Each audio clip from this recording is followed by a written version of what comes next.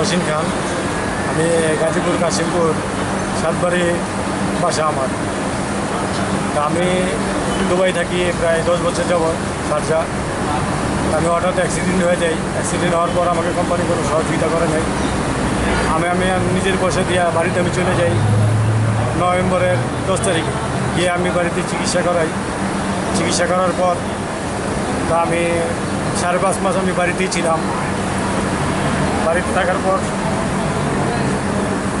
চিকিৎসা করার পর এখন আমি একটু সুস্থ আছি। আমার ডাক্তার বলছে যে আপনি যান, বিদেশে যান। বিদেশে গিয়ে আমার এই পায়ে ব্যান্ডেজ করে দিতে আসছি। এখন কোম্পানি আমাকে সাথে সাথে ক্যান্সেল করে দেয়। এখন আমি বাড়িতে গিয়ে কী করবো? আমার কোনো কিছু করার নাই। আমার একটা বাচ্চা আছে, মেয়ে, প্রতিবন্ধী বাচ্চা, 15 বছর বয়স। সরকার কোনো উদ্যোগ নেয় নেই, কোনো কিছু নেয় নেই। আমি কোনো সময় সহযোগিতা পাই নাই, না আমাকে কোনো দিন কোনো কিছু বলছে। এখন আমি ভাই কী করবো?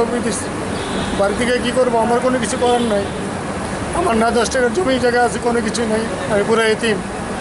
এখন যদি সরকার আমাকে কিছু সহযোগিতা করে তাহলে একটু দাঁড়াইতে পারি, অথবা আমার মেয়েটার যদি কিছু সহযোগিতা করে, আমার মেয়ের যদি ভবিষ্যৎটা করে দেয়, তা আমি আমার সরকারের কাছে কৃতজ্ঞ আর কি। এই হলো আমার বক্তব্য। আমি আর কিছু বলতে চাই না। আমি এখন খুবই অসুস্থ। আমি এই পানি এখন আবার দেশে চলে যেতেছি। 28 তারিখ আমি চলে যাব, শনিবার দিন। আমার কোনো সহযোগিতা কেউ করে নাই।